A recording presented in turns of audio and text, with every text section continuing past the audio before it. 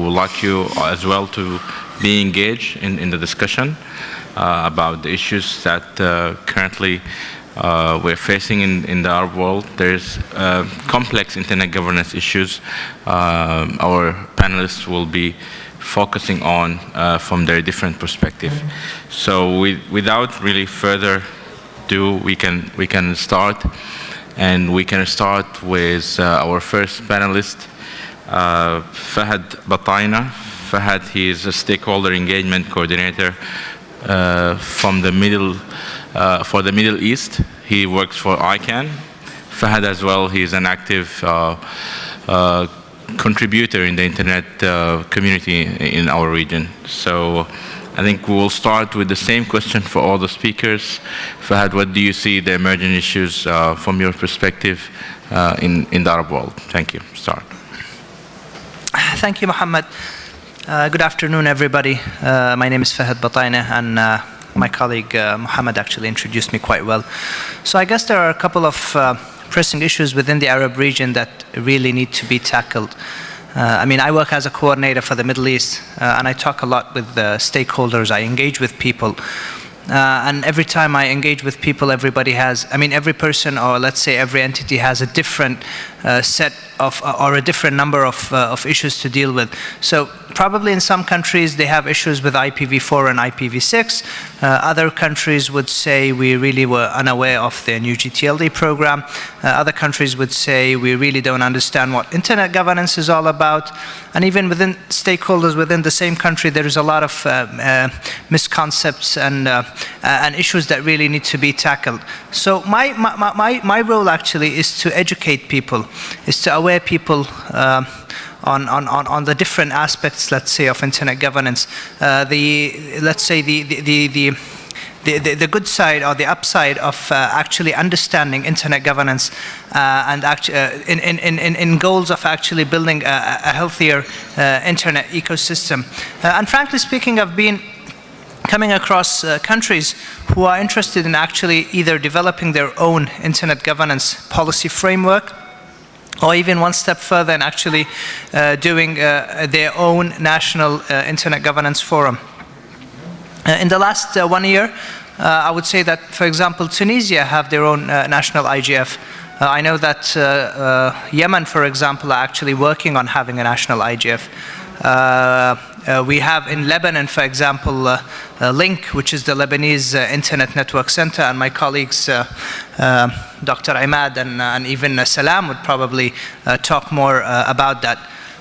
So I guess understanding, or let's say going back to the grassroots, going back to the basics, if we can actually understand internet governance properly and actually educate people on what internet governance is, people can probably decide on what issues they're missing and actually how to move forward. Thank you. Thank you very much, Fahad, for being concise and short. Our next panelist is Hisham Abu Yazid. Hisham is a senior manager for internet policies. Hisham as well, he have another role. He is a secretariat of the Arab IGF. So Hisham, maybe you can give us your perspective from your experience in the Arab IGF. Sure, Mohammed, I'll try my best, definitely, but I see familiar faces around the table, and I'm sure there will be more to add from around the table. Based on the discussions in the Arab IGF, whether during the current cycle or previous cycles, some of the topics continually appear in the discussions. Typically, we would always see the issues related to the infrastructure. Broadband affordability has been one of the topics most stressed during the discussion of the Arab MAG, the Arab Multi-Stakeholder Advisory Group, which is the program committee for the Arab IGF, acting in the same manner like the global MAG. The broadband affordability has been one of the topics, with a touch on the right to internet access. The topic of changing business models for ISPs and the relation to the discussions on net neutrality. with a more distant approach, I would say. Also the Internet of Things, and what does it mean for developing countries like the Arab countries. The theme of IoT, or Internet of Things for development, has been one of the subtopics in the discussions on the IGF agenda. Another typical theme for the IGF discussions about openness and content in general. For this year, we have seen topics relating to the rights and responsibilities and the freedom of expression online, and issues relating to censorship and content regulation. Also the right to permissionless innovation and the effect of the current legislation on the Arab world on innovation. As in the global agenda, we have also been affected by the global discussion, mainly around principles for IG and the Net Mondial outcomes, as well as the globalization of CIR management, particularly IANA transition and the ICANN accountability topics. Capacity building is another topic that was discussed, and it has been discussed also in relation with the effort to widen the outreach of the Arab IGF and to bring fresh people and fresh ideas to the discussion of internet governance, and to enhance the awareness of internet governance, as Fahd has just mentioned. The multi-stakeholder representation has been touched upon, maybe in a remote way in comparison with other topics, but there has been discussions around stakeholder groupings to represent the interests as well as the regions in the global IGF particularly. Away from the Arab IGF, there has been also the topics relating to the GTLDs, the new GTLDs, and the Arab League is leading a project to have the .Arab and the Arabic IDN representation for it, .Arab. This is a project underway currently in the League of Arab States, and some people around this table also are contributing to this effort. Last topic is the IXPs, and it falls within the basket of infrastructure issues. It has been also one of the projects the League of Arab States are working on with other parties. ISOC is now also participating in this project. It is one of the regional projects identified, and ISOC with ITU and League of Arab States are working on, with a workshop actually underway in terms of preparation that will be held in Tunisia later in November this year.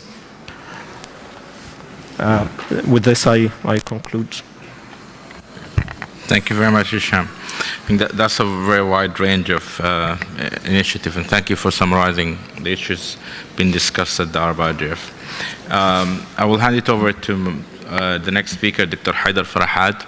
Dr. Haidar, he is Director of Technology for Development Division at the United Nations Economic and Social Commission for Western Asia, UNESCO. Please. Thank you, Mohammed. It's my pleasure to be here. I will try not to repeat what my previous colleagues have spoken about, but I want to add a couple of dimensions. The measurement issue. Classically speaking, we have periodic measurement of societal behavior. With the internet, we have online continuous flow of data, production of data, and therefore I think we should have programs to encourage stakeholders, including governments, to benefit from such internet data and internet consumption patterns in producing dashboards, and that will help in the development process, whether we're talking about the economic development or the social development or the political development or any form of development. So the measurement, we need to think and rethink and investigate the measurement of internet consumption and patterns over the internet, patterns and trends. The other thing, which was alluded by the previous colleagues, the Internet of Things. I think the Internet of Things is here to stay. It's coming strong. And not only Internet of Things, but now the trend is Internet of Everything. Now the trend is Internet of Everything. And in that regard, I need to press the importance of advancing IPv6 implementation programs in the countries, because we don't want to be caught 5-10 years from now where we have a shortage of IP resources. So this IP thing is very important, and I think the existing policymakers in the countries, this is not in the front burner. This is on the back burner in their priorities. I think it's our job to put this particular IPv6 thing on the front burner of policymakers, especially government, because you need regulators and you need people, you need agencies within the countries to push for such infrastructure. The other thing, which is the cyber laws, the internet laws, whether the criminal laws or usage laws, every kind of laws, including even financial and monetary transaction laws, I think it needs to be promoted. We in ESCWA, we are putting resources to promote cyber space laws in the countries, but I think we need more partners and we need more support. So I think everyone should give good attention to cyber laws. The next point is kind of critical and politically not very popular, but I'm going to say it anyway. I think regarding the governments, I think they are there, whether someone likes or not, they are there. So either they are on the boat or they are off the boat, but they are swimming. So I think ministers of interior, ministers of security apparatus,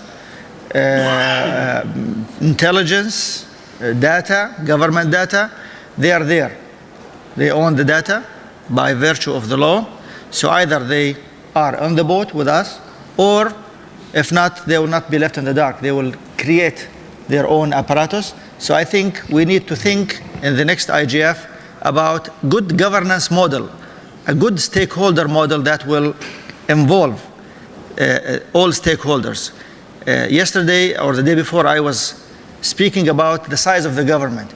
America, for example, the size of the government is 3%, but in our countries of the region, the Arab region, the size of the government in the economy, in politics, and all aspects could reach more than 50% of the size of the economy. So this agency is and should not be ignored.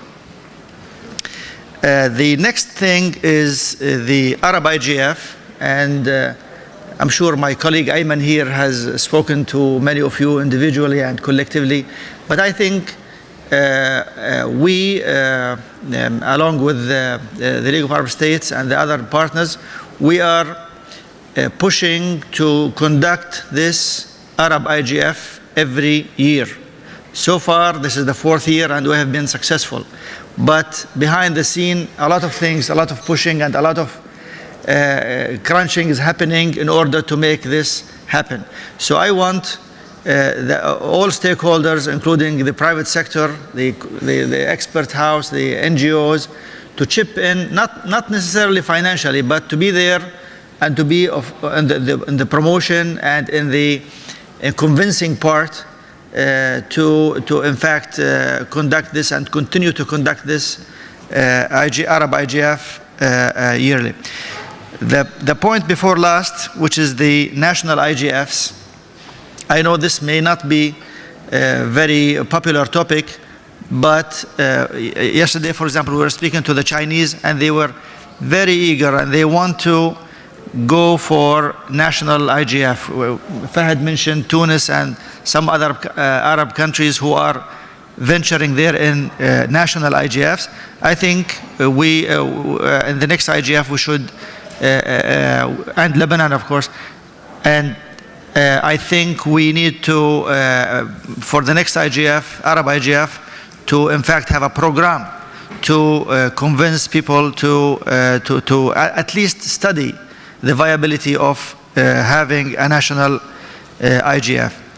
The last point is the digital Arabic content.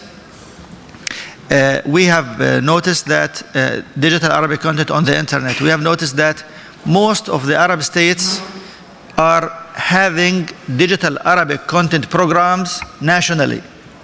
Whereas, by definition, the digital Arabic content is transnational. It is something regional. It's across the board. It's global.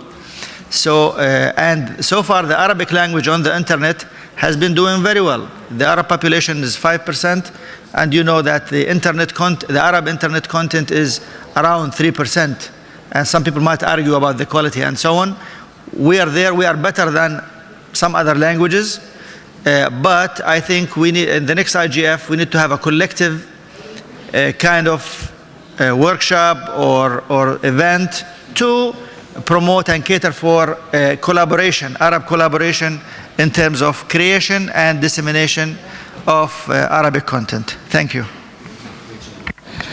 Thank you very much, Dr. Haider, for the remarks. I'll hand it over now to Dr. Hussein Badran. Dr. Hussein, currently he's a director of special projects at Qatar Computing Research Center. Previously, he was working at Cisco at the regional CTO for the Middle East. Dr. Hussein. Bismillahirrahmanirrahim. شكرا جزيلا مهندس محمد. It's really a pleasure to be on this panel. I know it's getting late in the afternoon and it's the third day of the IGF, so most of us are quite exhausted. So thank you for being here and bearing with us until 6 o'clock. Yeah, the topic of internet in the Arab region and Arab IGF and what the challenges or emerging issues for the Arab community is quite important, of course, particularly at this day and age. Try not to repeat what was mentioned, the excellent point mentioned before by the distinguished speakers. I personally see access to information, not only to the internet, also to information in an open and fair and undiscriminatory way is quite vital. We see that in some cases, some countries are prevented from accessing content on the internet, which is detrimental for education purposes for children or university students. The internet should be open and accessible to everybody without discrimination. We see with the high use of internet, high use of social media, that user data and privacy of user data needs to be protected through raising awareness of Arab users to be in par with now the European or American users, which went through pains of getting experience of what to share on the internet, what to be kept secret, having a different identity, having a different cyber identity than the original identity. This kind of information, this kind of practice needs to be common among Arab users. So awareness on this track is certainly needed. And governments need to take charge in order to put in mechanisms to protect user data and user confidentiality through cyber registration, particularly covering IP, intellectual property rights, access and protection of user data, and completion of cyber-related legal framework, as was mentioned by Dr. Hadar from ESCWA. This is, in some Arab countries, maybe are a little bit advanced, but in most Arab countries, this is lagging. Critical lagging of the major components of the cyber-related framework that needs to be completed, and not only on a national level, but on a regional level, to harmonize legislation among Arab countries. This is also very, very important because many of the infringements are cross-border. So a user on one country can make an attack or make an infringement to a user on a different country. So cybersecurity and protection against attacks is also very high on the agenda. Freedom of expression, be it offline or online, both need to be protected and be protected as a civil right.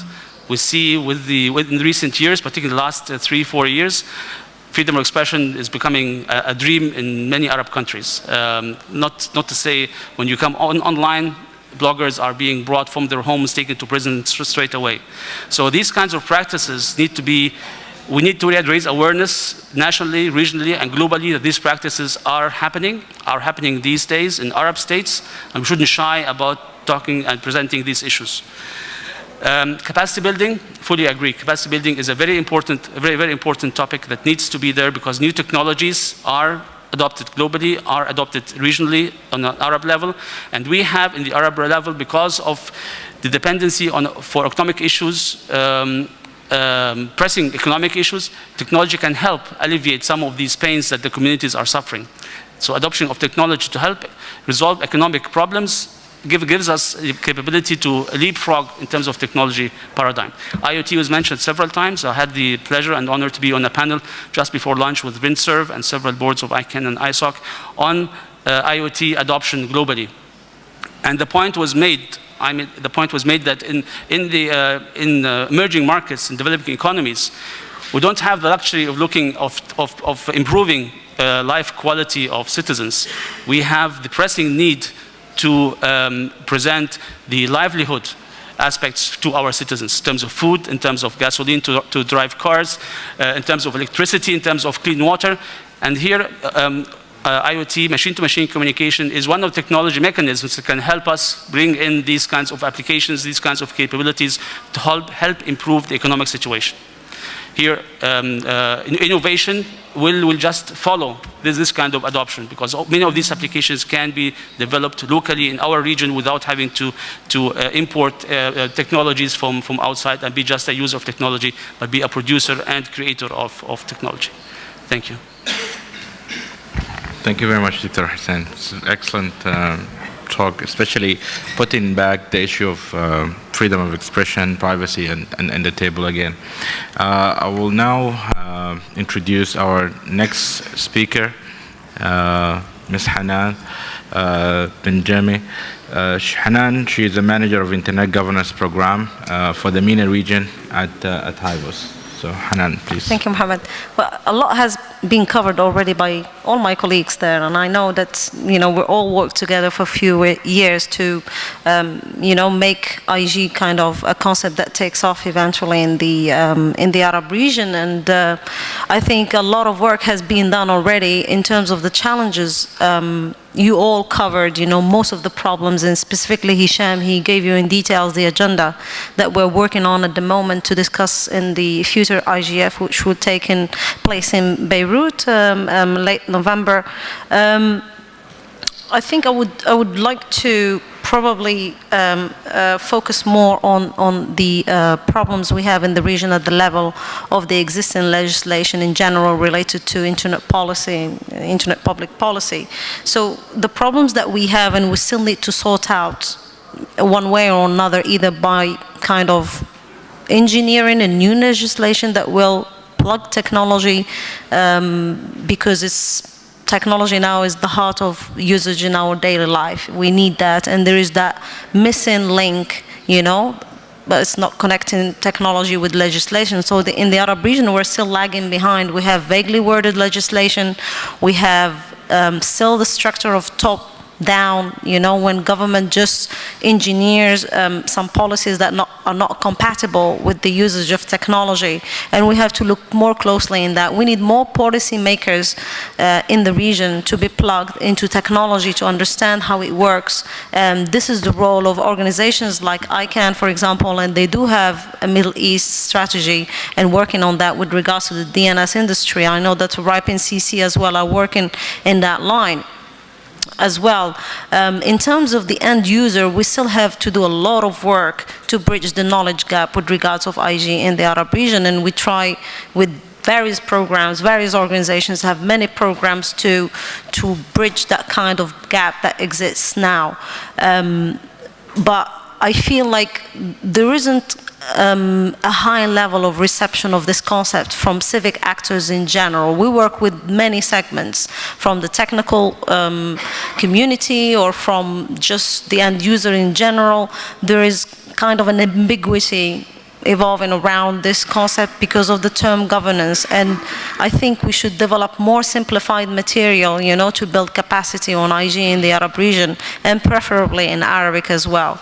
I know that most of the experts in the field are used to do this for a long time in English, including myself, and working in the region for the last 2 years, I'm trying to push myself more to basically do IG in Arabic, and it's not an easy thing. So we try to contribute in different ways to simplify the concepts, and there are other organizations working on that, namely UNESCO.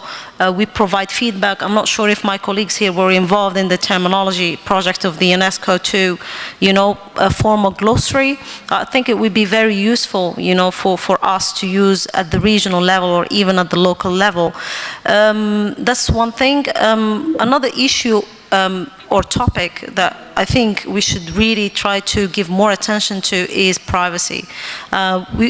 We've been talking a long time about freedom of expression, about, you know, human rights in general on the internet in the Arab region for the obvious reasons that we all know.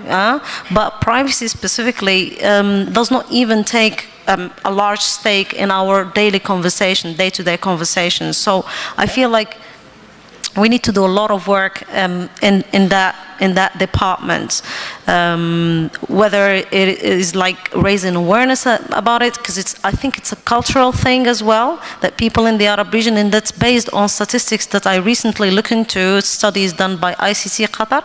It was about, you know, the perception of privacy in the Middle East, and it's really interesting to see that people are willing to compromise their privacy because it's convenient to use the internet in an easy way. So I think we need to look at this specific, you know, reason why people from the Arab region are willing to compromise their privacy.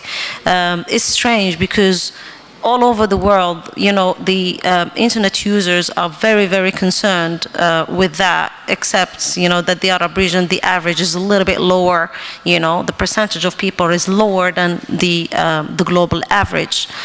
I don't think I have anything else to add because everything was covered so far, but the work that we're trying to do in my program is to first build capacity of civic actors in general, but also try to do content work. For example, we have a lot of projects to analyze the current legislation in the Arab region related to internet policy and try to find the loopholes in how we can, you know, improve it. It's not only about pinpointing the problems. I think we have to also be in a position, either through the Arab IGF or through a dialogue on internet governance in the Arab region, to find best practices, the solutions from the technical perspective, legal perspective, law enforcement, you know, perspective as well. So that's why we need all these people to come on board so we can solve, you know, the problems in hand. I mean, we're very good at complaining, you know, that our governments are a little bit oppressive or maybe too much oppressive, but we also as citizens can contribute, you know, into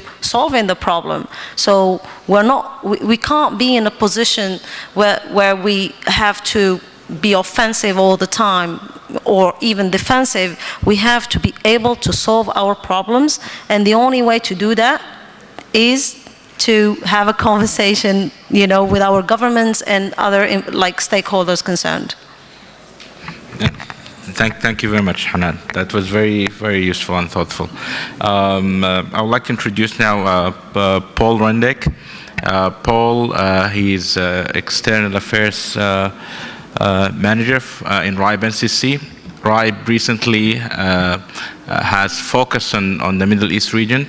Now they have an office opened in Dubai, and they have staff as well available to serve the region. So maybe from RIBE NCC perspective, you can tell us about the issues that you're seeing in the Arab region. Thank you very much, Mohammed. Yes, good afternoon, everyone. My name is Paul Rendek, and I am the Director of External Relations for the RIBE NCC. I am based in Dubai. I am not Arabic. As you can see, I'm the only one on the panel that isn't, but I'm so happy to be here with my colleagues, and I share a great relationship, working relationship with everyone on this panel, which is very nice. I have a very big interest in the Middle East region, and I was happy to see my organization send me out to lead some of RIBE NCC's efforts in the region and to work with the Arabic community.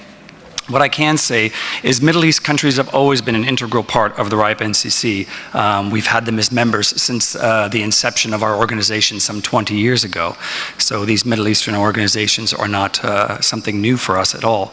But what we have done in the recent years is we've deployed more resources to better serve the community and our membership in the region.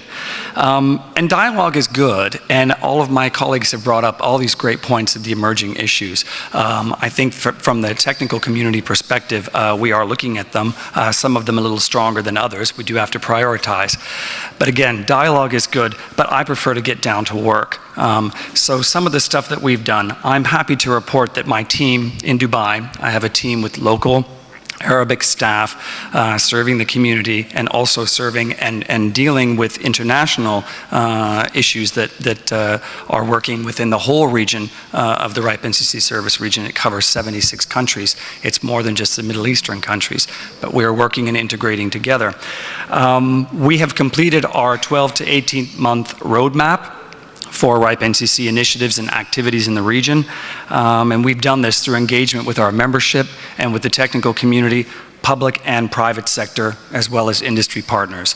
So this took us a little while. We've put a lot of effort into this. We feel that we have an idea of where the RIPE NCC can channel its energy, and we're going to be moving quite swiftly, I think you will see.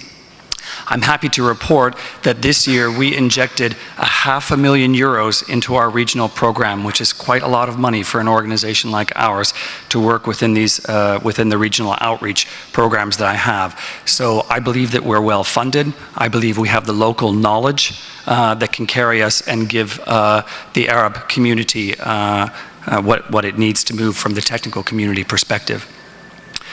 So in the Arab world, I think the Arab world is still relatively a young region in its internet growth, and that it has very positive aspects, but it also maybe has some aspects that need a little bit of attention.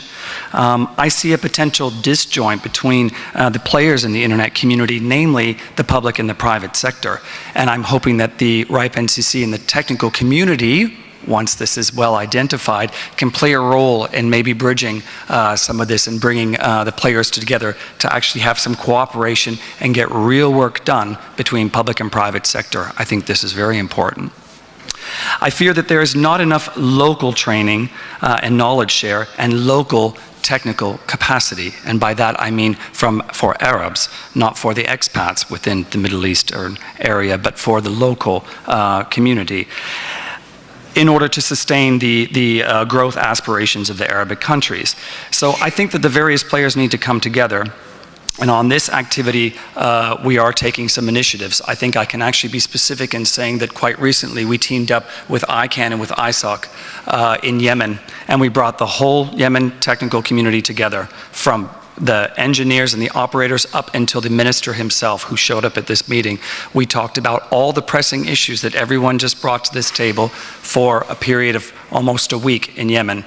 And it was a great collaborative effort between public and private. We identified the things that needed to be done in Yemen, and now we've taken them home, and we know the initiatives we're going to be actually either funding or putting resources in or working together and you know, providing any kind of documentation or material needed to move forward. I'm very happy about this. Yemen's not the only country that's on our list, of course. It was somewhere where we've started very recently with a new program. So in specific, I think that if we look at critical internet resources, because this is probably the expertise that I can bring to this table, namely in the IPv6 area, I think it's an issue, and I think a few of my colleagues have pointed this out. It's still an issue that's relatively low on the agenda of operators in the Middle East.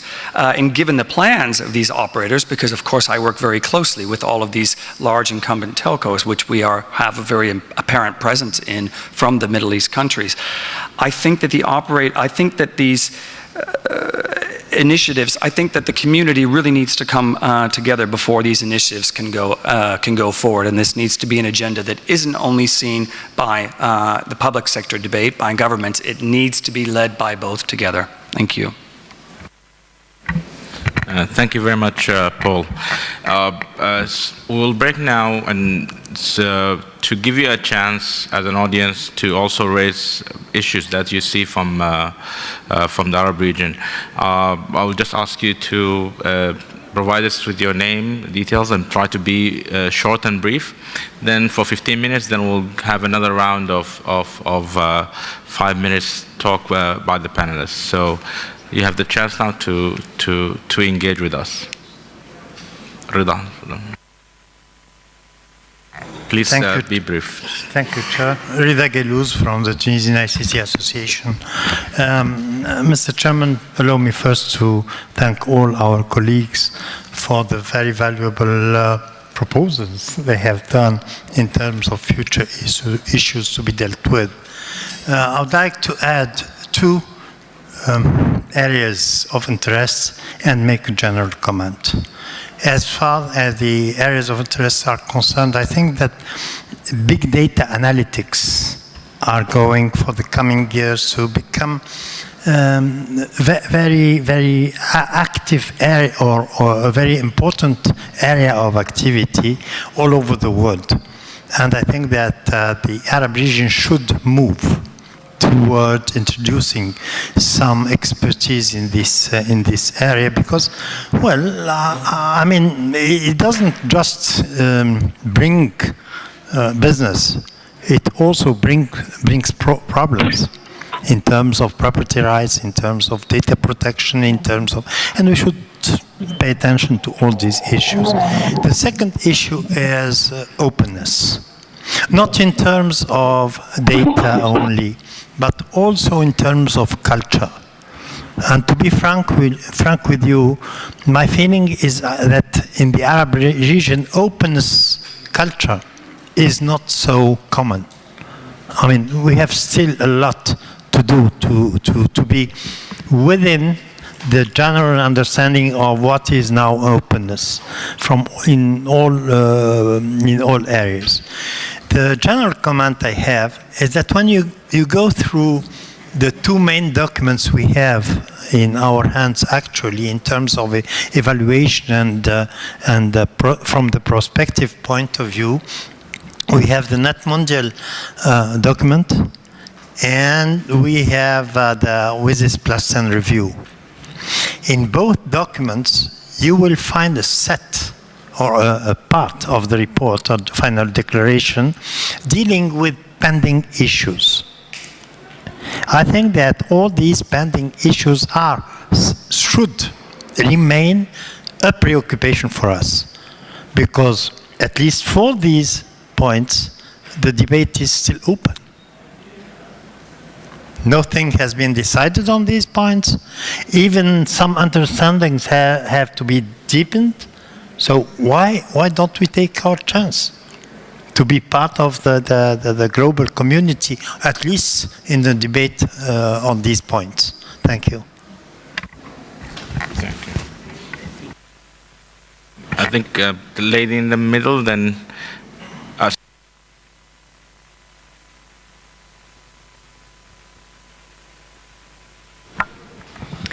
Hi, my name is Jessica Deer, and I am the director of Social Media Exchange, which is a Lebanese NGO that Mohammed Najm, who's sitting next to me, and I run.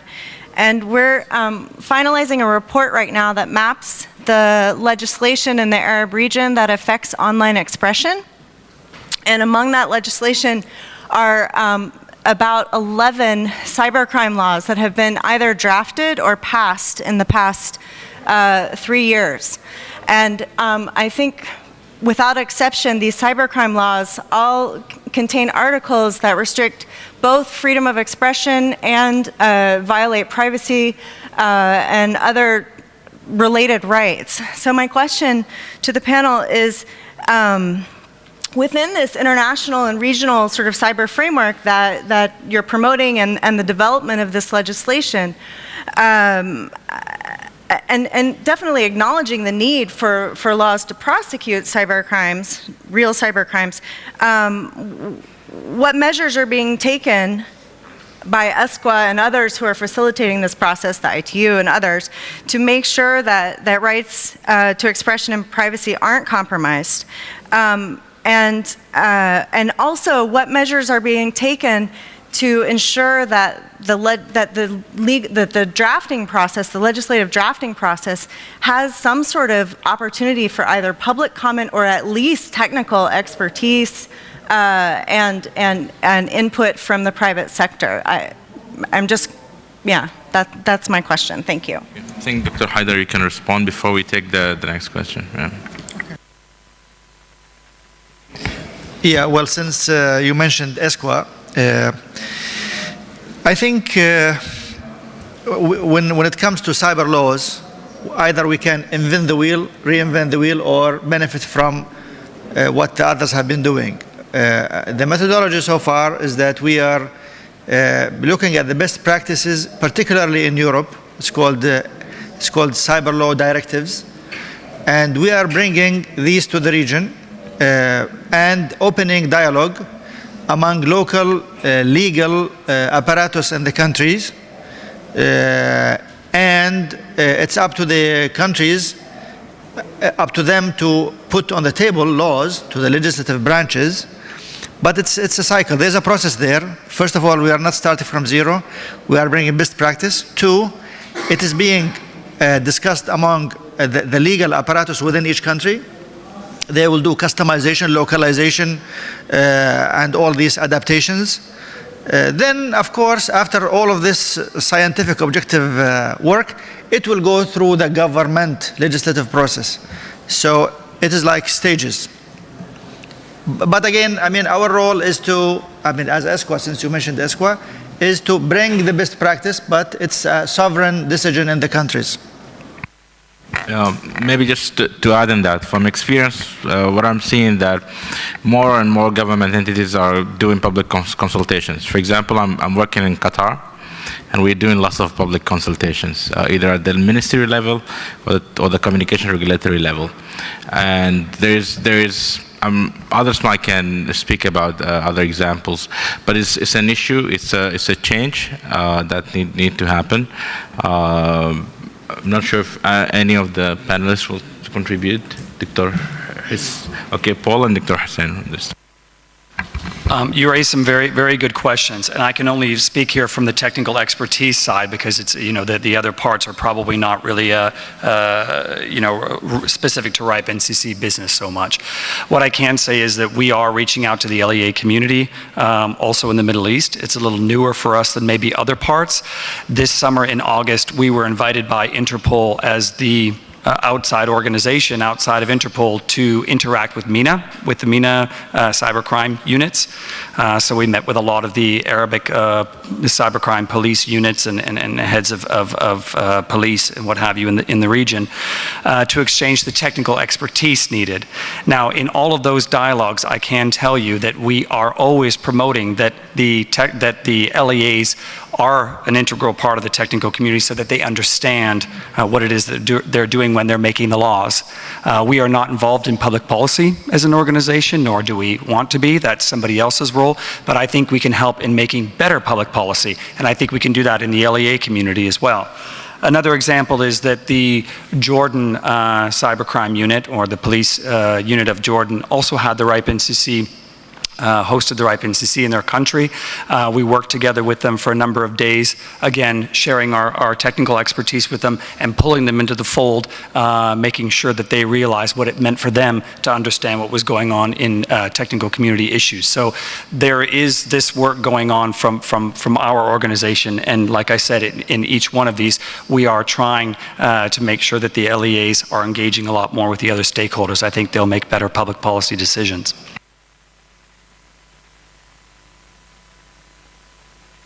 I was thinking, should I comment or leave it at that on this positive note? But perhaps just on a word of reality, the current situation, not in all countries, in most Arab countries, the way the laws are drafted are typically left to the ministry in charge. And it's the closed room that the law is drafted, and it either goes to the legislative branch, who are the group of people who don't have any technical background on the issue, approve it, or the legislative branch doesn't even exist, like in some other countries at the moment. And this same person in the ministry or his boss makes a decision, and it becomes a law. I think it's up to us as a civil community to raise these points and make it clear what kind of infringement do exist. And it also helped raise the awareness in the local civil society that there should be a platform from the community that has the understanding, that has the expertise, that can present the argument to the government what is the best interest of everybody. Ultimately, the best interest of citizens is what everybody should be looking for. Thank you.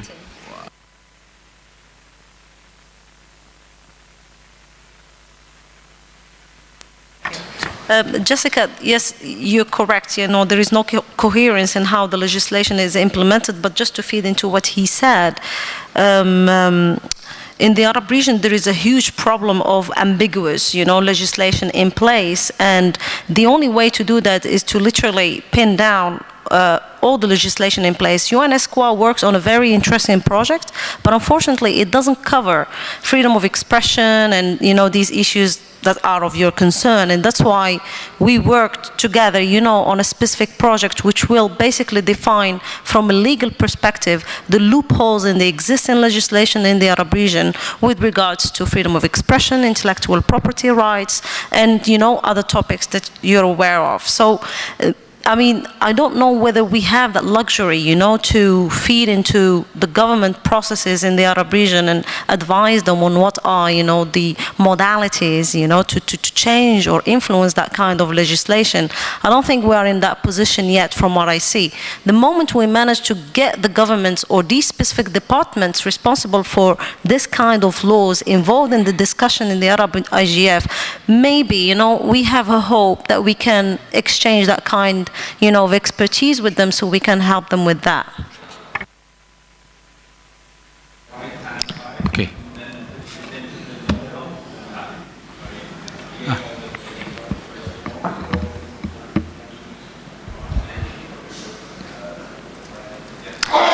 Yeah. Thanks. My name is Nadine Mawad. I'm from Beirut. I'm an activist and I work with APC in their women's rights program. I have a concern about, and I'm glad that we've raised the issue of human rights and freedom of expression throughout these IGF processes. So what the IGF is designed to do is allow for civil society to have a space to hold the government and the private sector accountable for human rights standards that we adhere to and that our governments have signed on to. In the Arab IGF, because of, it's not because of culture or anything like that, no, but because of the way it's structured, a lot of activists and bloggers and tweeps and people who come to the Arab bloggers meetings, who are involved with initiatives like Global Voices, who are dissidents, who are in jail, who are really paying the price for freedom and for objecting to government practices, don't have a space to feel safe to come and really hold these governments accountable.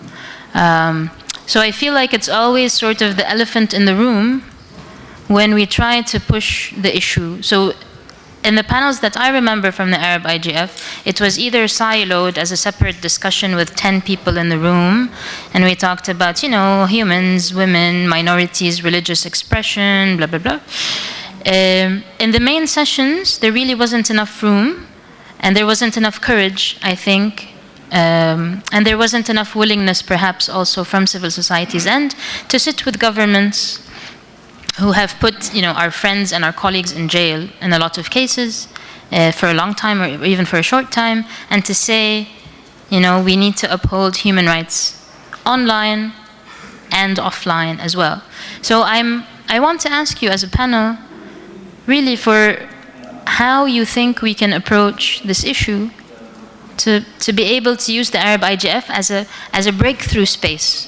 As a brave space that sort of talks about the issues that we find difficulty talking about, getting the controversial activists into the space, trying to set standards or plans, action plans for all these stakeholders to move forward with human rights and the internet. Okay. That's a very excellent question. I think that's why I redirected to Hisham. Hisham is Arab IGF Secretary. Maybe he can add insight more than anyone on the panel. Well, I will start by saying maybe the space for the discussions is already there. Openness has been one of the themes we have had on the agenda for the last 2 years, and this is the 3rd year for the Arab IGF, and it is still there as one of the main sub-themes for discussions. Whether there is enough courage to bring the issues, it's up to the discussion of everyone. It's not up to us to bring specific topics. When it comes to the advisory group, the AMAG, we have 33%, actually 34% from civil society sitting on the MAG. 3 of them are bloggers. I don't know if they are dissident enough, but they are quite active in their spaces in blogging, and freedom of expression issues they are bringing continually. I do still acknowledge that it has been one of the issues for the Arab IGF to maybe in the main sessions give more time to discussions and questions coming from the floor. This has been maybe a challenge in the last 2 years to maybe have fewer number of speakers on the main panels and give more space for discussions in the room. I think I'll have also to give the chance apology and taking the other question. We just delayed one thing. We have here Dr. Imad Hubballah. He's the chair of the Arab MAG, so maybe he can also respond from the MAG perspective. Good afternoon, everyone. I honestly believe that what has been said about cybersecurity and human rights in general is totally correct. Now the question is, how do we proceed from here? This year, as was mentioned by Hisham, at least 1/3 of the MAG comes from civil society. As a matter of fact, a person from civil society is leading the session on these topics during the next IGF, Arab IGF, that is being held in Beirut. There will be a total open space and area and platform for people to voice their opinion, to have this discussion, hoping that at the end of the sessions that the feelings of everyone, what needs to happen, and all these issues are really brought to the table, and hopefully some action is taken, or at least recommendations of actions to be taken take place. As you would know, Lebanon is as open as it comes, at least in the Arab region. We still hope for it to be a lot more open than it is, lot less restrictive than it is, but it's your chance, our chance, to make a difference, and we're hoping that that's what will take place. I'm not saying we're resolving the issues, there's no way to say that, but the platform is going to be there, totally open, and I believe the structure of the panels that are being proposed at this time, at least, it's 5 minutes, you know, the speakers for 5 minutes, 5 minutes, 5 minutes, and then a whole hour for the discussion to take place, in addition to the additional workshops that we're doing. Now, this is as far as we have been able to do so far. Now your participations throughout, or everybody's participations throughout the pre-event, the events, after the events are necessary to continue this struggle. Thank you. Thank you very much. And by the way, even though I come from the government, we still believe in these things. Yeah. Thanks. I think I will, thank you very much. We'll go to the remaining questions. Okay. I am Faisal Bayouli from Tunisia, from the MAG of Tunisia. Just I want to highlight the importance of to improve the multi-stakeholder model in the Arab countries, and the IGF and the internet governance was an exercise for this model, and I want that the organization, the regional organization especially, and the governments and the civil society improve this kind of discussion, because as you know, in our region we have a lack of democracy, of discussion, of how to have people with different ideas and to discuss without arms. So I think this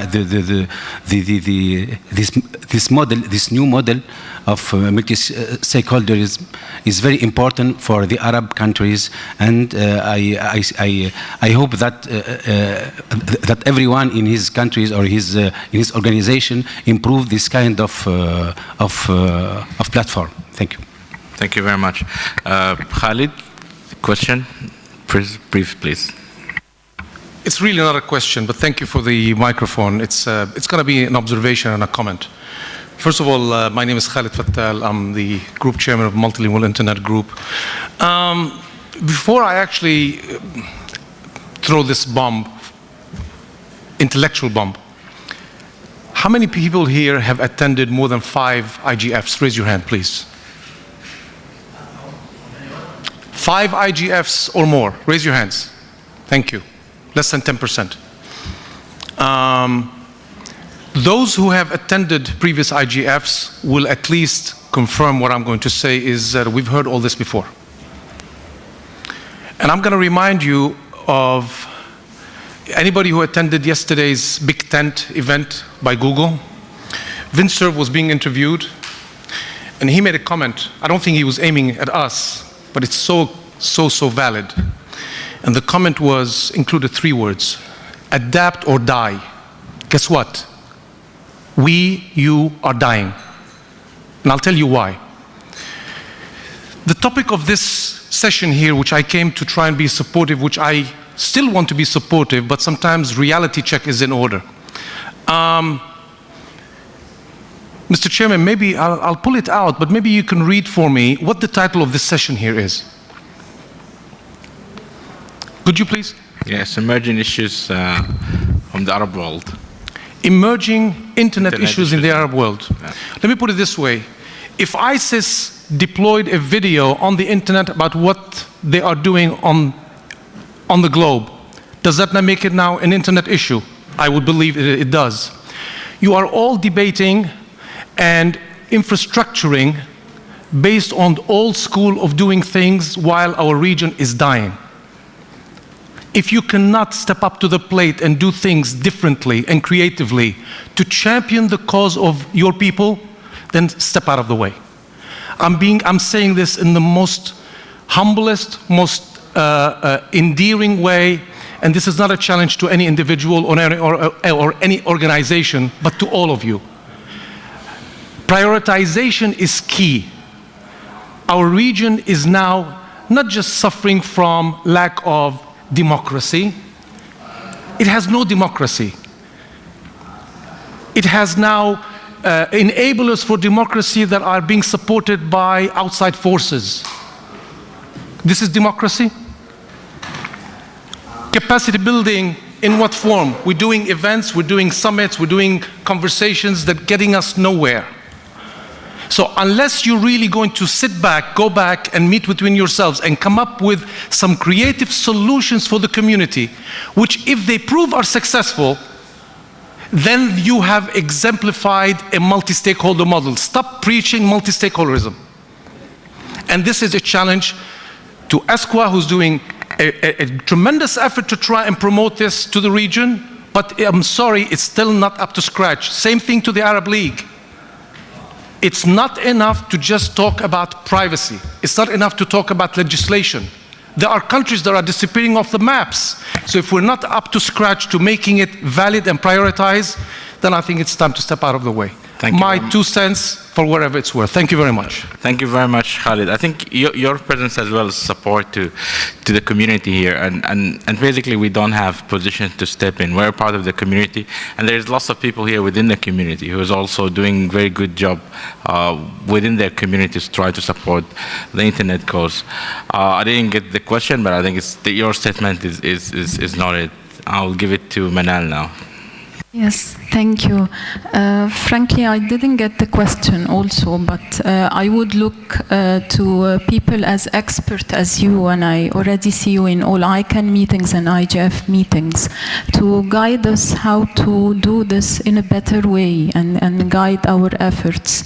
So if we have a constructive proposal, this would be extremely helpful. Thank you. My dear Manal, first of all, it was not a question. You're absolutely right. I did not pose a question. Thank you very much. I presented a challenge. It's a challenge. I presented challenges to the ICANN board in the past, and they concluded with conclusions that are positive. We presented these challenges before to the community, and we're still nowhere, and we're repeating the same issues while the community is going downhill. Thank you very much. Thank you. I'll leave it with that. I think your point is noted. Although I think it's the aim here as a community, we are trying to express our issues, try to find solutions. The next part of this session actually is going to be what we're going to do or to address those issues currently. There's issues that's inherited for many years. There's lots of good work that's been done by civil, technical community and others as well, and government. So we don't want to be in that negative mode. But I think we'll take another round. I'll give it to Christine just 1 minute before taking another round with the panelists. Okay, I have a question which is not a bomb, so I hope it will fit fine. But I think it may be well ahead of the second part. I don't know. I was contemplating on it in the first part. So I'm here wearing a hat of just a simple internet user in my country. And I hear national IGFs being mentioned through the panel. And I also hear it as an emerging issue that has been really strongly put forward through all the sessions most of the sessions where I attended. So it'd be interesting to hear from the panel. We have distinguished experts here around the table, and from others maybe, what can be done actually to push that forward, and how is it possible actually to make those that emerging issue really something that we link through it to the regional and then to the global, because obviously listening to the comment coming from Lebanon, obviously there is some detachment here. People are going to one venue and not going to the other, so I hope this can be addressed. Sure. I think I will also give a chance to the panelists to respond to that. We'll go another round with the panelists, and this time the focus is about what you can do from your perspective or your organization or your community in terms of addressing those challenges that has been discussed earlier. I think this time we'll make a twist and we'll start with Paul. Just quickly brief so we can also have comments. I will keep this brief. I think I mentioned some of the bits in the first intervention that I had. You know, in order to tackle all these emerging issues, I think that you need to identify the different stakeholders and the different communities. And while I would never attempt to try to identify all the different stakeholders, what I can do is I can put energy from my organization and from my own self into actually identifying the technical community in the Middle East, which I think is something that we're still doing. I don't think we're quite there yet.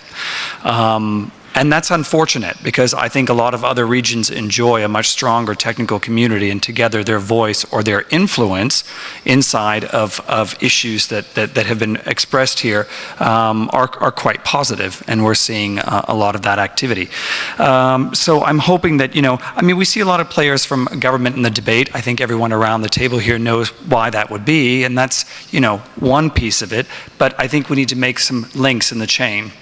And I'm hoping that we can do that with the technical community and actually making this a bit more robust. I've seen the results of bottom-up, open, and inclusive processes. I have not used the word multi-stakeholder here. I'm using the word bottom-up, open, and inclusive. Multi-stakeholder is a very big word.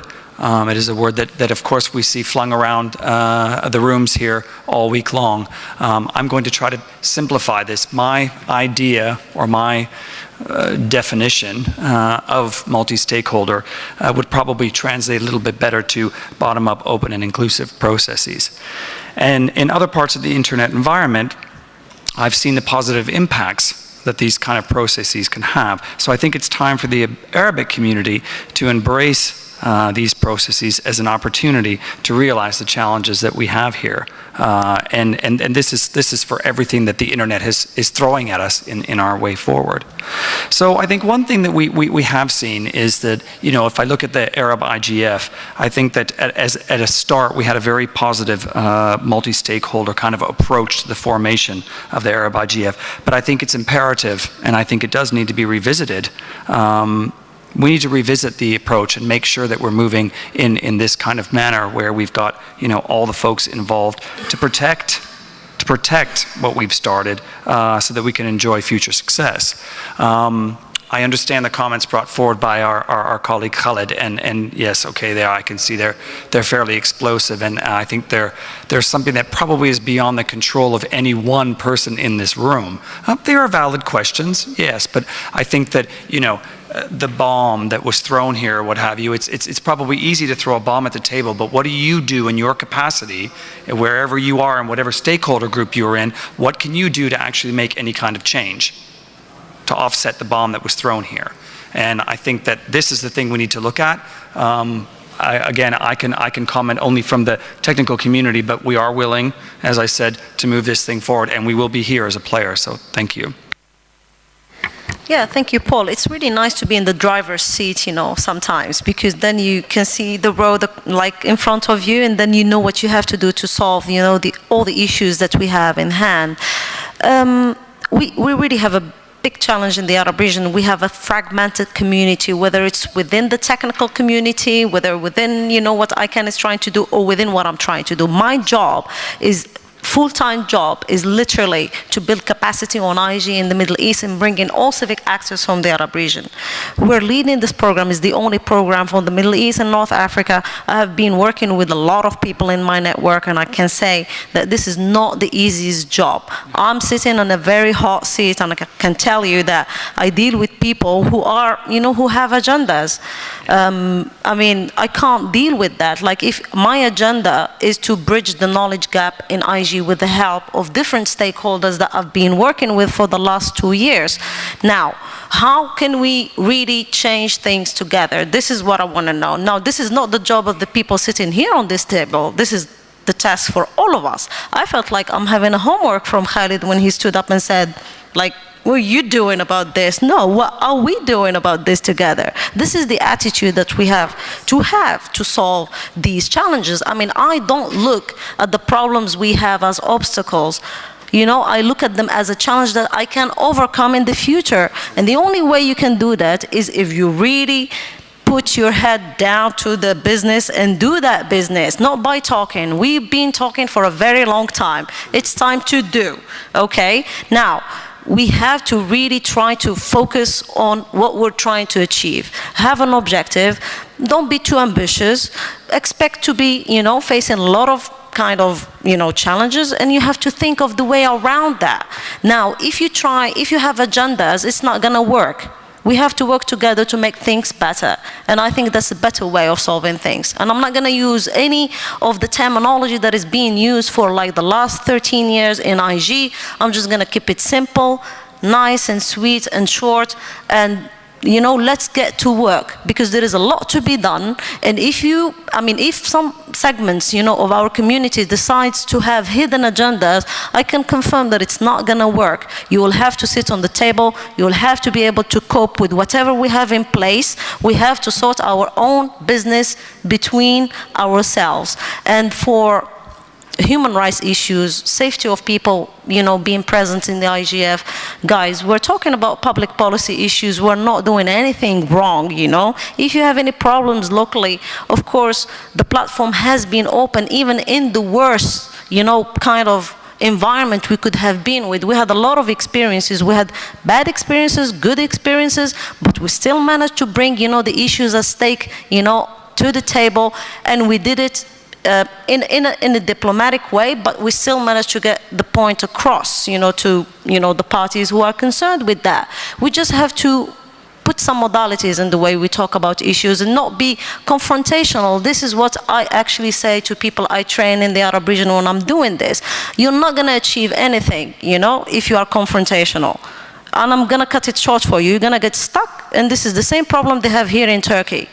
the activists, you know, had whatever, they can't even have a conversation with their governments. Well, guess why? They have the legal expertise, they have the experience, but they can't sit down with the government on the same table to talk about these problems. Let's not be confrontational and provide solutions. It's very easy for me to sit here and just point fingers, you know, to people and say, oh, you should do this, you should do that. No, I'd like people to come on board. There is a whole session on human rights in the Arab IGF. Please feel free to take my seat. I mean, I'm really calling people who are in like kind of experience in this topic to come moderate this session, because we're looking for a moderator. Now, the speakers are finalized, and if you want to take over, you're more than welcome. I'll be very happy, you know, to share the agenda with everyone, and then, you know, we see how we can solve that. Thank you. Actually, I wanted to not necessarily continue the same line, but try to answer the question that. Yes, it's a habit of mine. Yes. Right. To answer the question that Engineer Mohammed mentioned, also Engineer Christine mentioned, regarding what we can do really at the local level. I think at the local level is where we can have the most direct impact, and we also have the direct effect of what's going on. The internet community, us in our countries, have to be relevant, have to have an impact on what's going on. And to have an impact on what's going on in our countries, we have to be relevant, have to address the issues that are in front of us. Adopting global issues is not necessarily the highest priority when you're looking at local agendas or local priorities. So to gather momentum for national IGF, I think you have to be relevant to the local issues. Otherwise, people will not be interested. And we have seen the experience of national ISOC chapters. For them to be, people to know about them, they have to address issues of local relevance. That's the bottom line. And these issues that don't only have to be politics related or legislative related. They can be about economics, about talent development, about raising awareness of issues that affect user privacy or user habits on the internet, about stealing, on phishing of user information on the internet. So we have the community has to find issues that are relevant to the general public and gather momentum and gather participation around these issues. That's the only way. So we call it a national IGF, we call it an ISOC chapter, we call it whatever we call. Open participation, as Paul mentioned, bottom up. An open forum is what we're looking for. This will not happen if we stay far away from the community. Thank you. Shukran. I wish Khalid stayed here, but he left. He just left now. I think he mentioned the last 10 IGFs, but let's go back further to the 1994, 1995, when our country started to introduce the internet. There was no governance, there was no laws or regulations. So it was in the mode of like learning while doing, learning from mistakes, regulating whenever there's a need to regulate. And my observation is that the process of the internet has been much faster than any other government efforts to regulate, even if they want to. So the pace is very high. So it was a top-down approach or bottom-up approach.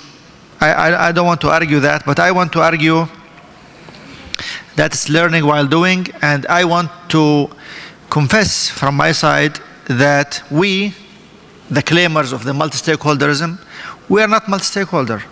For example, the internet is a way of life. It's not a technology, it's not a tool, it's not a network, it is not for the elite, it's not for certain groups. It is a replica of the existing life. Therefore, you will see everything in the ordinary life, you will see it in the internet. Maybe you have seen it now, maybe you will see it in the very near future. Therefore, we need, in the multi-stakeholders, we need the psychologists, the sociologists, the criminologists.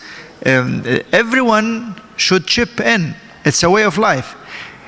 If you notice, until this point in time, even in the US and in Europe, there is rating for the movies. You have PG-13, PG-15, you have R, and other rating of movies. And it is entertained in the laws. Now, the internet is more pervasive, it is more beneficial, but at the same time, it could be very harmful. And therefore, I don't think we have the capacity to regulate the internet. We need to involve the people through scientists, college professors, initiate national debates, and therefore comes the issue of national IGF. I think within the same country, whether the country is small or large, people within the same country are not in agreement over internet issues. You have, even within the government itself, you have the Minister of Culture who is happy to open more and more, and you have the Minister of Interior who want to shrink and shrink and shrink, and everyone in between. So within the government, there is disagreement. Within the civil society, there is disagreement. Within the interactions among the various facets of one society, there's a lot of disagreement. And therefore, it's important to, in my judgment, to have this national IGFs, which will basically manifest the bottom-up approach that has been mentioned around here. Thank you very much. Well, I do appreciate the intention of the question posed by Khaled, and I do too hope he was still in the room. We continually need to think differently of the challenges we face, otherwise we will just stuck at them. And I do appreciate the intention of this question. For the questions posed by others as well, I think the key challenge we all have is how to widen the engagement in the Arab IGF and other forums as well. We still lack, for example, the representation from private sector, specifically from carriers and ISPs in the region. We have tried our best, but it seems for some various reasons they are not interested enough. And this is a challenge for everyone now on the table. It's not just for the Secretariat of the IGF or the umbrella organizations, it's for everyone sitting on the table. How to bring this discussion and how to decompose the issues to show people what is at stake for them. We have tried also at the NTRA in Egypt, we have tried to do things differently. We have hosted the Arab IGF Secretariat since its establishment in 2012. We did not imagine at that point in time the amount of work we would have to do for this, but we have stepped in and we are still committed for this. We have also established a DNS Center of Entrepreneurship, and this is in cooperation with ICANN. We have just signed an MOU in July, 3 months ago. 2 months ago. Yes, my calendar is confused already. So this is something we aspire to go with to address the challenge of the level of the DNS industry in the Arab region, not just in Egypt. We are still trying to outreach and to bring more players into the discussion, whether at the national level or the regional level. We are trying to bring judiciaries and legislators into the discussion. For the first time, we have a judge sitting on the AMAC. For obvious reasons, of course, they are not always able to attend all meetings, but at least we are starting. There is a challenge to bring different departments of the government, as many have mentioned. It is important to see ministries of interior, ministries of foreign affairs, other departments of the government that should be aware what is internet for them as well. It's not just about communication. So basically it is all about engagement. How do we enhance this and how to do it together?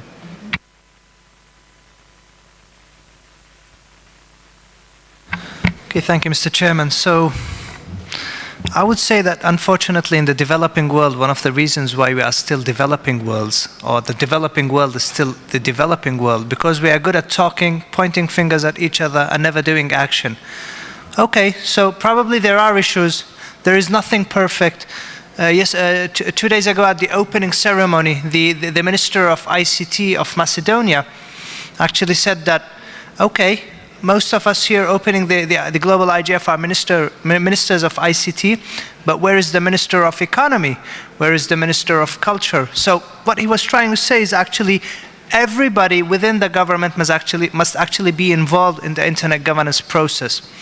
Now back on the issue of that we are debating at the moment, again, I would say capacity building is the key. At ICANN, we developed regional strategies. One of those regional strategies was actually for the Middle East. And in that strategy, the community members who are actually part of the working group concluded that actually strengthening internet governance and internet governance mechanisms within the region is actually the way forward. From discussing with people, again, I would say many lack understanding of what internet governance is all about. So when you tell people governance, they think that it's governments. So they think that it's only governments who are involved in the process. And so you have to define to them what internet governance is all about, who are the key stakeholders, what are the key topics, and actually that gets the ball rolling, and they start thinking, and they start engaging. From my discussion with people, I mean, Paul mentioned a visit of ICANN and RIPE NCC to Yemen. I was astonished actually that of the people who I engaged with in Yemen, some of them are actually here attending the global IGF, and they just came over to me and said, hello Fahad, and I was like, I kind of didn't know them because I met so many people, and I was really amazed that actually they came here and are attending the global IGF. I wouldn't take credit for that, but I guess when you educate people, they tend to move. Okay, if let's say if 10% of whom you educate actually show interest, that is amazing, because the 10% would probably be ambassadors to train others, and then another 10% will come in, and then at the end you will have a huge community. Back in May, we did a Middle East and adjoining countries school on internet governance.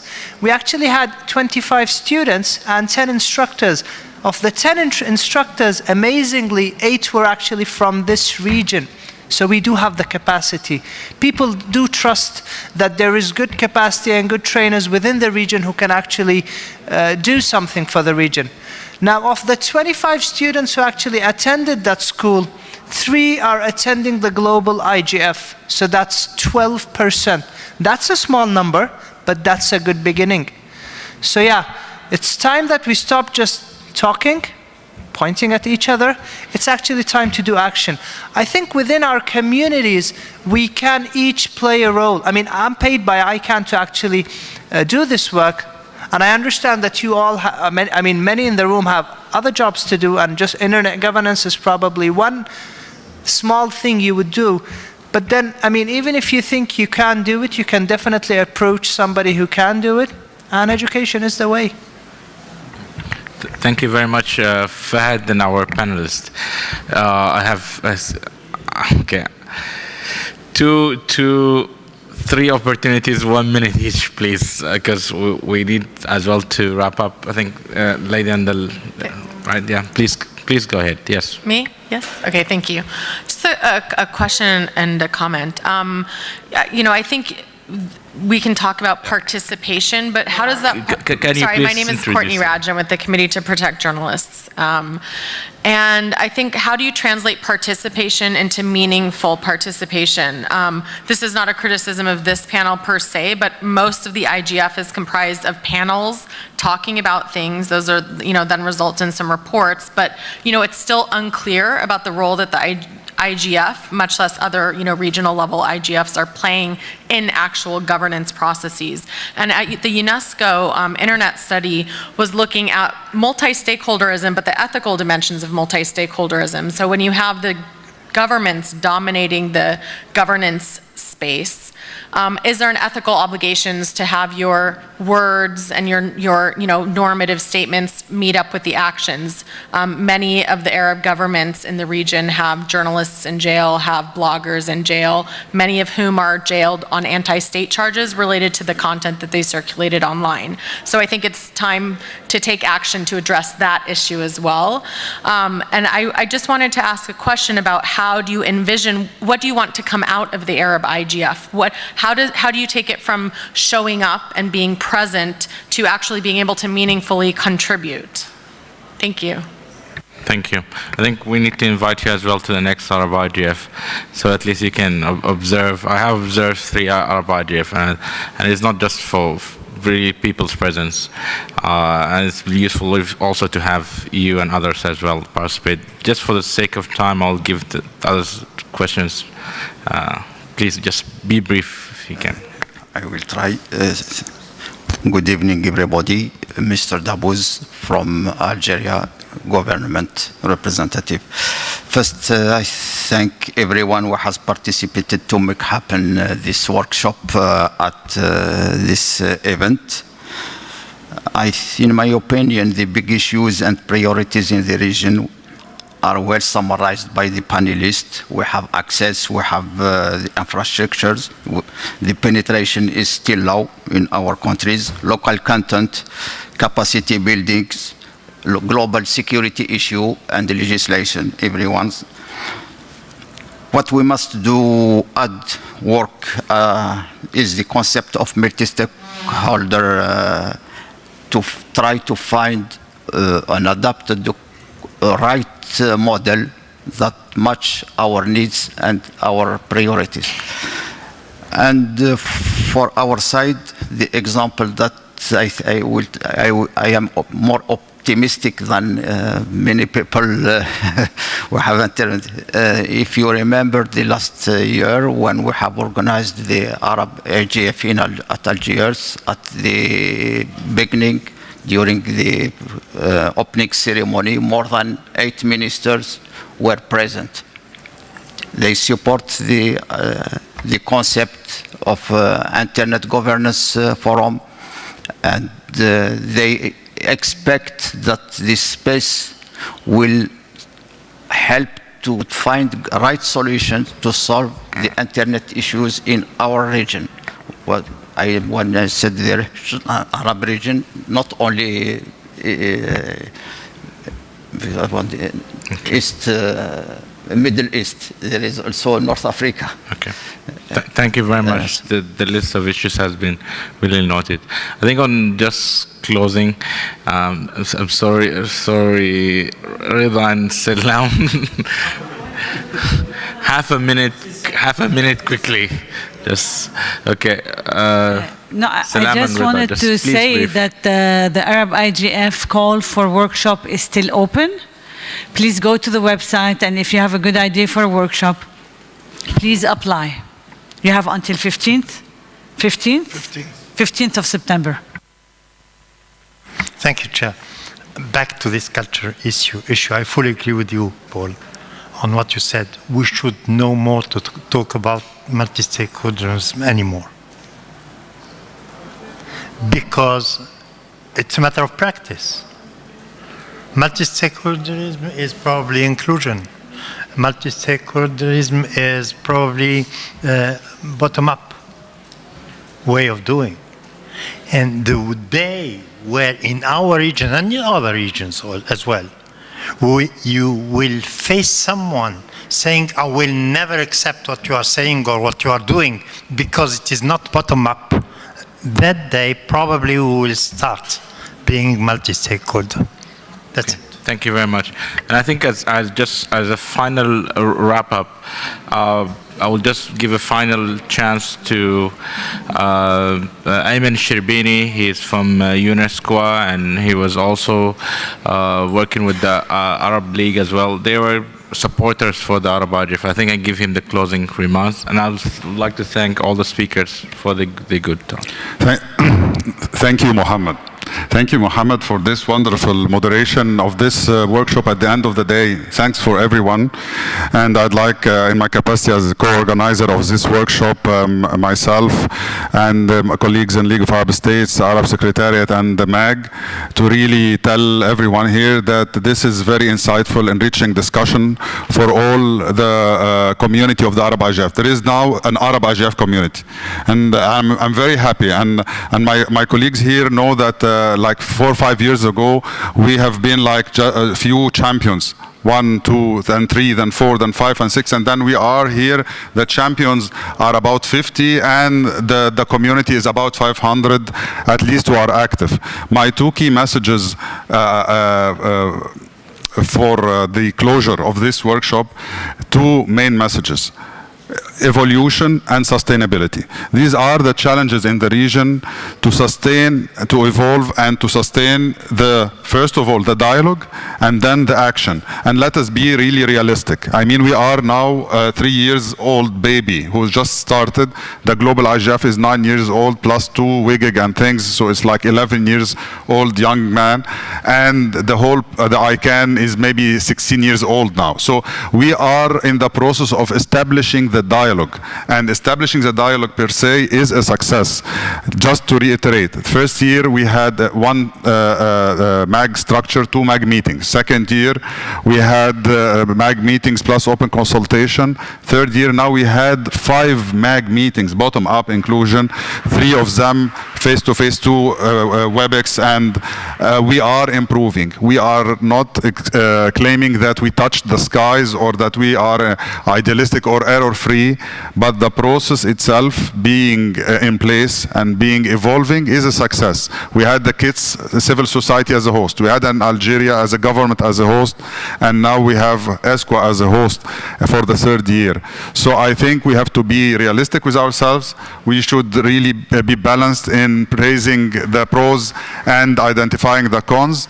And last not least, I'd like to see all of you, each one of you, bring like 10 or 15 of his community to the Arab IGF 3rd version in Beirut end of November. And with you, with the community, and with the main partners, and with the LAS and ESCWA, together we are strong. Thank you. Thank you very much, Ayman. I'd like just finally to thank you for coming up here, listening, discussing. This is very important, I think, for all of us. And we also need you to engage with us. There's a mailing list. There's a website, arabigf.org. Okay, IGFArab.org. So it's very important, really, for you and for us that we continue this discussion. We need you to engage with us, and we need you to be active, because the same group here and others as well would like to drive this forward. I would like to thank the panelists, and thank you very much for the attendance. Thank you.